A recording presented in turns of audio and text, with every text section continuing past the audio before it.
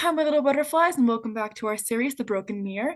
As always, if you haven't watched the chapters before this one, go watch them. They're linked in the description. This chapter is written by Lazy, the art was done by Lazy, and I'll be playing the narrator, Adrien slash Chat Noir, Miss Rossi, Rose, and Chloe. Hi, I'm Lizzie, and I'll be voicing Marinette slash Ladybug, Alya, Kim, and Lila. I'm January, and I'll be voicing Nathalie, Nino, Mr. Damocles, and Miss Mendeleiev.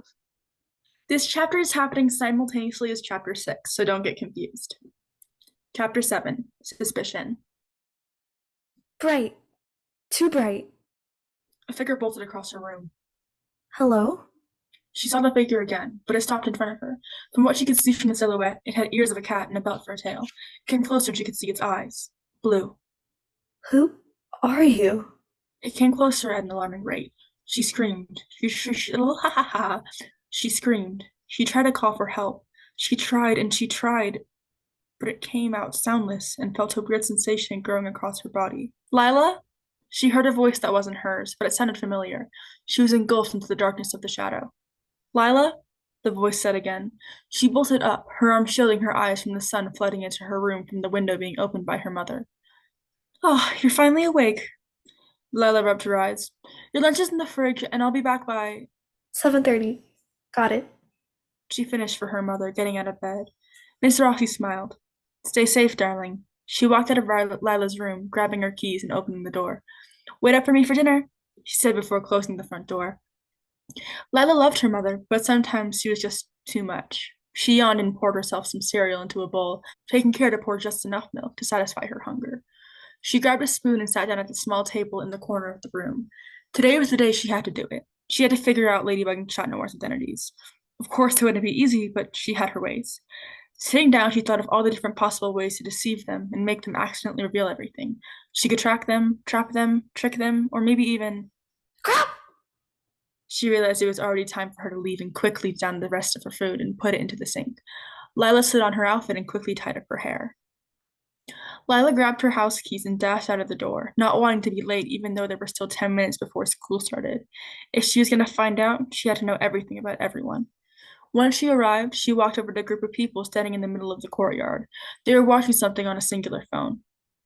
What's going on? She asked the group. Ladybug and Chat Noir are fighting another villain, Rose replied cheerfully. Again?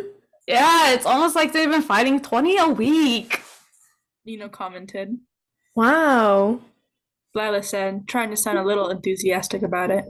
This was perfect. If Ladybug and Chat Noir were fighting a villain, if they go to the school, they would be late. She scanned the room to find anyone missing, but couldn't remember who exactly she was looking for. Look, there they are! Rose Whoa, pointed go above them where Ladybug and Chat Ladybug! Noir were chasing the villain. Alya yelled. And Cat Noir! Nino added. Everyone started clapping for the two heroes. Lila, on the other hand, was glaring, with a slow clap. Aren't you glad that they're saving us, Lila? Kim asked. Oh, of course I am. It's just it must be very tiring for them. They're only teenagers after all. Lila smiled. The 5-minute bell rang, and students poured out of the courtyard and into their first period classes. Lila had to be quick. She had to see who was missing before they came. She walked into Miss Mendeleiev's classroom and sat down at the very back, scanning the room for people who weren't there. So today's final, I'm sure you all know. Miss Mendeleiev started. Just moments before she can continue, Marinette pushed open the door. Marinette interrupting our class as always. Miss Mendeleiev said as she wrote something down on the paper. She saw Marinette take a seat next to Alya. Alya asked something and Marinette nodded before whispering something Lila couldn't hear. She eyed them until Marinette noticed her staring and turned her attention to Miss Mendeleiev. Marinette was suspicious. She always was late. Never seen with Ladybug, never seen at the same time. Just then, the door opened and once more, Adrien came in. Could Adrien also be Chat Noir? Another one? Today is finals. I expect better from all of you. Miss Mendeleiev remarked, marking something else on the same paper. Adrien sat down and Nino asked something. Adrien replied and Alya asked something else, leaning into the desk. Marinette turned around and Lila could make out the words, blackout. Something was up, and Lila intended to find out exactly what. No talking! Miss Mendeleiev barked, eyeing the 3 students. After that, Adrien turned back to face the front, and Alya leaned back in her seat as Miss Mendeleiev continued. As you all know, today is the first day of finals. Today you will take the chemistry final and tomorrow English. They will be commencing today through Friday. I hope you all studied. Miss Mendeleiev grabbed a packet of papers on her desk and walked to Adrien and Nino's desk, handing them each 4 packets, one for them and the rest to the people behind them. She did the same for Chloé and Sabrina. Adrien turned around to Marinette and passed her the 3 other packets. She saw Marinette roll her eyes at Alya and handing the rest of the packets to Ivan, who sat directly behind her. You'll have 4 hours to complete this portion, then you will go to lunch. No talking and do your best. You may begin. Miss Mendeleiev said before sitting in her chair, propping her feet up on the desk and opening a magazine. Lila opened the packet to the first page, reading the question before grabbing her pencil pouch that was filled with all the answers, provided by Gabriel Agreste. Thank you. She mouthed as she began copying down the answers.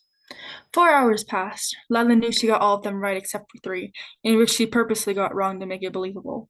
She put the pencil pouch at the bottom of her bag and stayed hidden under the desk, hoping to catch any interesting conversations from Marinette, who had her head down on the desk. She listened carefully. Come on, Mari, let's go eat something.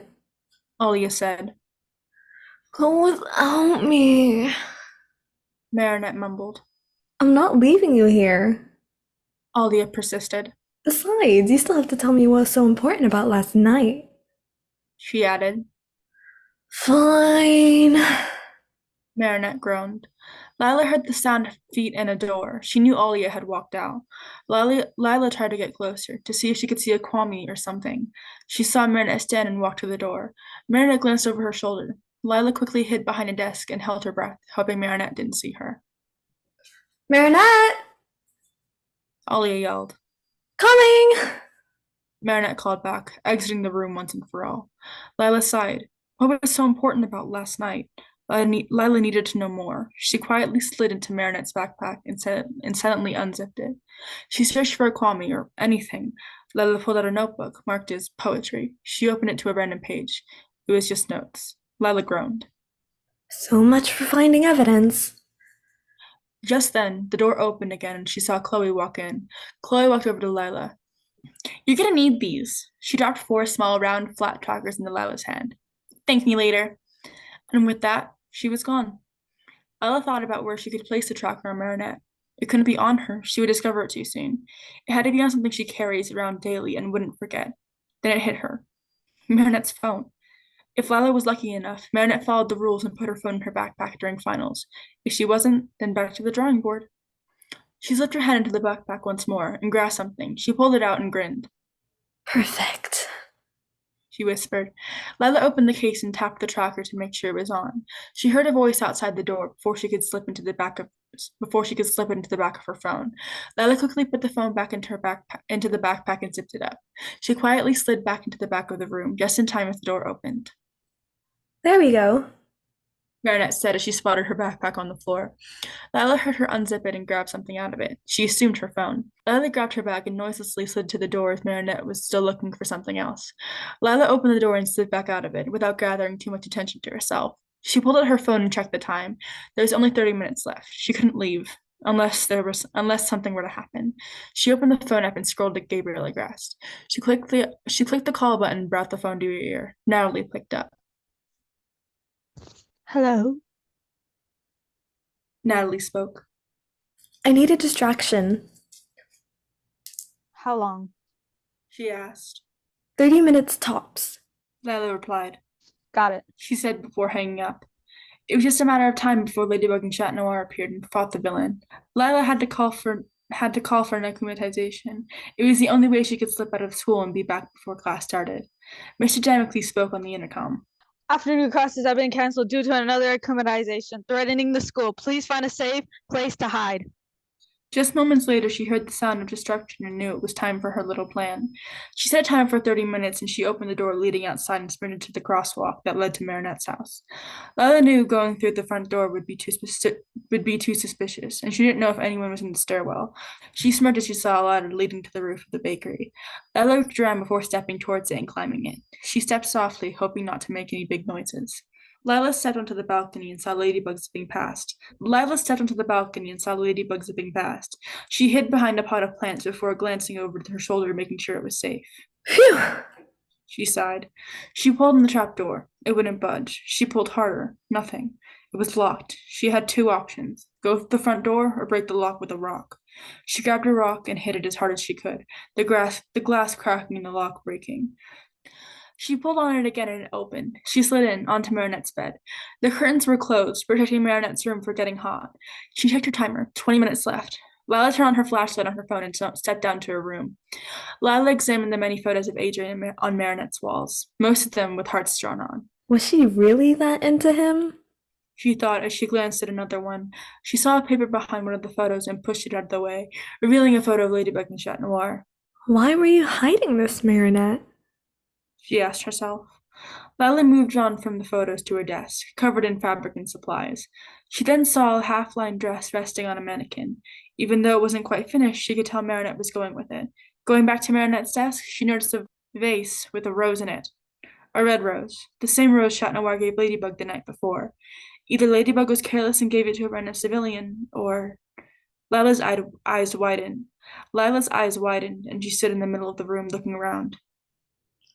If I was the guardian, where would I hide the miracle box?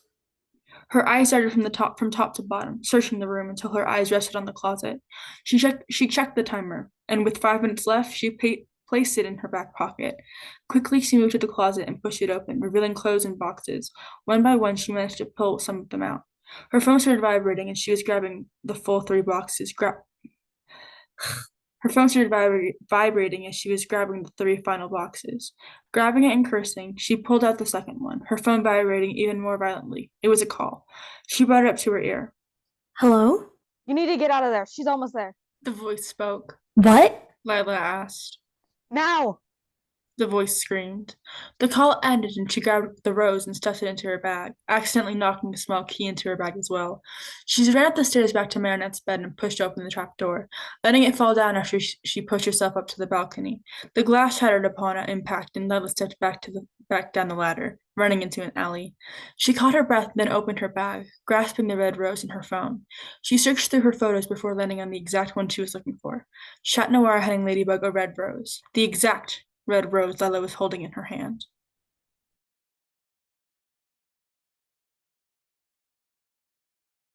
Roy's point. Roy's? What the heck? Miss Mendeleiev barked. Woof, woof, woof. Miss Mendeleiev barked on the 3 students. Squats. Lacey, what are you doing? You're gonna fall. And I'm gonna at you. Exercise break. No, you're not. Hi, knees. Okay, ready?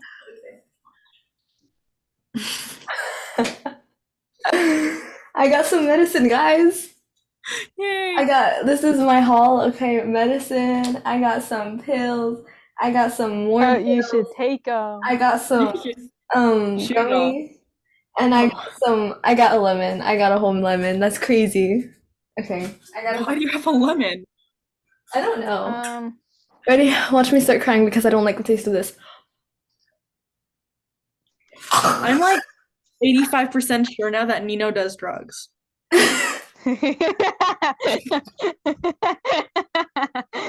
we should do a whole little fun theory about that. It's like our next. For comedy use. I can't tell this one. Only guys, I think Nino does drugs.